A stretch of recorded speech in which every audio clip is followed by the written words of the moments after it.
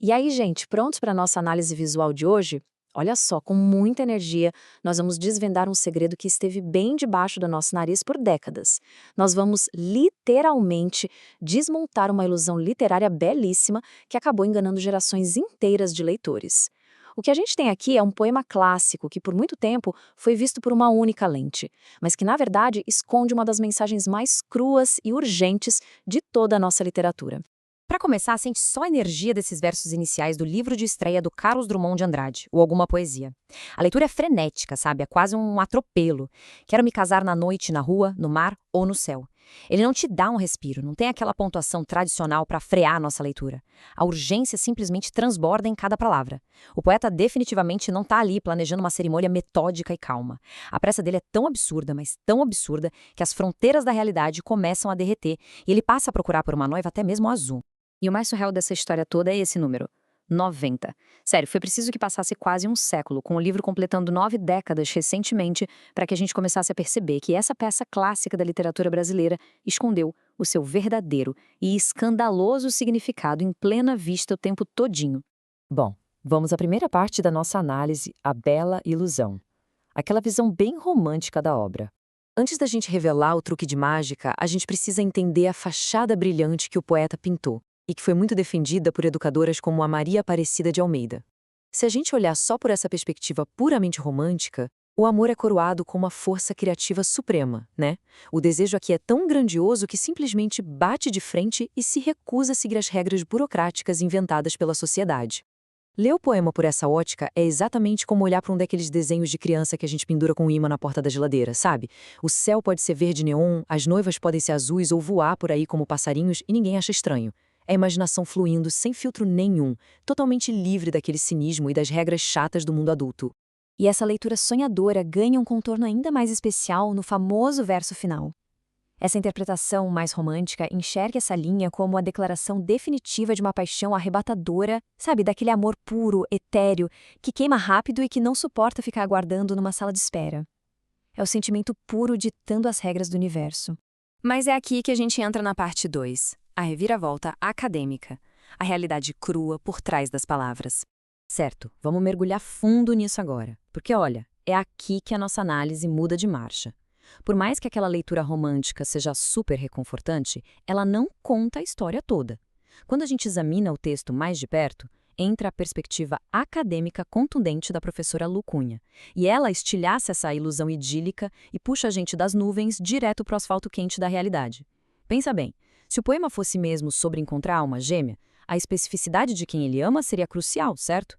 Mas o poeta faz quase uma lista de supermercado. Loira, morena, preta, azul, verde. Tipo, qualquer uma serve. A professora mostra pra gente que não tem nada de imaginação romântica ilimitada aí. É, na verdade, a crua e dura urgência da biologia humana falando mais alto.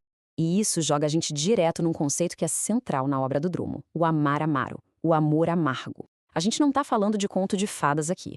A gente está falando da dissonância brutal entre os ideais românticos, que são inatingíveis, e a nossa realidade suada de carne e osso. Quando ele aceita qualquer noiva, o poema não está demonstrando um sentimento espiritual super elevado. É uma constatação fria de que a individualidade daquela mulher é meio que irrelevante ali. Ela é, objetivamente, uma ferramenta intercambiável para um fim físico. É literalmente a fome de quem grita "eu preciso jantar agora". Não importa se é num restaurante chique de 5 estrelas ou num prato feito na beira da estrada. O que nos leva à parte 3, o pedágio moral. Uma viagem no tempo para os anos 1930. Para a gente sacar o verdadeiro peso dessas palavras, a gente precisa voltar um pouquinho no tempo, lá para a década de 1930 no Brasil. Fica muito claro o choque absurdo entre as exigências de uma sociedade super conservadora e a realidade oculta das pessoas. Gente, o casamento nos anos 30 não era só romance e festa, não. Era um pedágio moral e burocrático monumental. Era uma coreografia obrigatória de papéis de cartório, proclamas na igreja. Era uma barreira rígida. O vestido branco não era só uma escolha de moda. Ele funcionava como um rigoroso certificado público de pureza. Só com ele, qualquer contato físico era tolerado pela sociedade. Basicamente, as regras da época funcionavam como uma prensa hidráulica em cima das pessoas. A intimidade física era restrita exclusivamente ao casamento. Ponto final. As únicas exceções a essa regra de ferro eram as figuras marginalizadas, como as dançarinas de cabaré. Então, imagina a situação. Um jovem poeta, da elite social, com os hormônios em ebulição, ele estava completamente aprisionado. Ele não podia simplesmente publicar seus desejos crus abertamente. Se fizesse isso, ia causar um escândalo irreparável e seria chutado do próprio círculo social. Então, como ele resolve isso?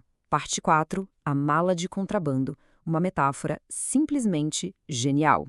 E isso ilustra perfeitamente a solução brilhante que o Drummond encontrou para driblar esse sistema conservador sem ser cancelado, digamos assim, pela sociedade da época. Imagina o seguinte, uma mala de contrabando.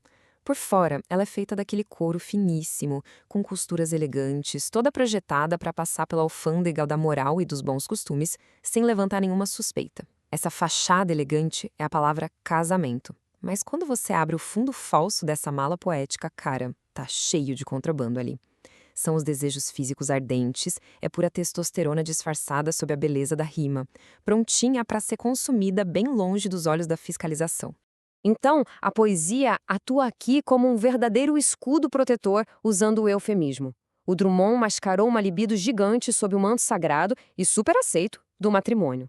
O poema deixa de ser só uma expressão sentimental bonitinha e se transforma num poderoso documento sociológico. É um ato brilhante de rebelião codificada. Ele nos mostra como a opressão de uma época é tão forte que consegue ditar até a métrica e o surrealismo das palavras de um escritor. E chegamos à parte 5, lendo as entrelinhas. Mas por que tudo isso importa para nós hoje?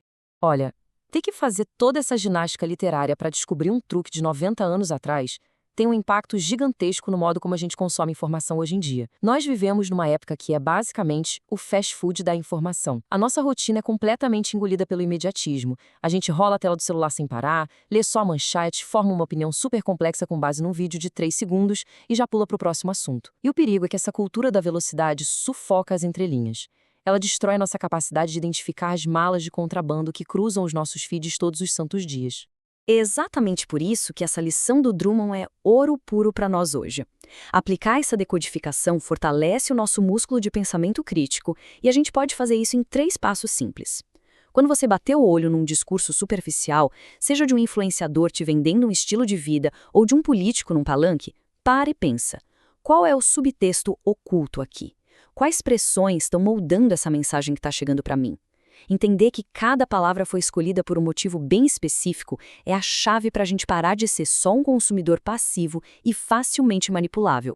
O que nos joga direto na parte 6, o paradoxo, o embate entre a criatividade e o nosso conforto moderno. Então, o ponto crucial é o que a gente faz com essa informação na nossa realidade atual. Quando a gente coloca essas duas eras lado a lado, o contraste é brutal.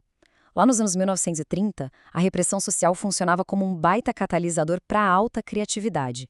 Foi exatamente a barreira do cartório que obrigou o poeta a criar uma metáfora tão incrível. Já hoje, a gente vive nadando em gratificação instantânea e conexões super fáceis. Os aplicativos de relacionamento estão a um toque na tela e aquelas assinaturas de cartório viraram algo completamente desnecessário para um simples contato humano básico. O que deixa a gente com essa provocação final? Pensa comigo, sem a vigilância pesada da sociedade, sem toda aquela barreira sufocante da moralidade conservadora exigindo pureza a cada esquina, será que um jovem Drummond hoje em dia sentiria alguma necessidade de criar versos imortais sobre noivas azuis e passarinhos? Será que a facilidade absoluta de criar conexões na nossa vida moderna está silenciosamente matando a nossa necessidade humana de sonhar, de poetizar e de inventar? Fica aí o convite para a gente refletir sobre isso da próxima vez que abrir um aplicativo no celular. E continuem sempre questionando as superfícies bem pintadas do mundo, viu? Até nossa próxima análise.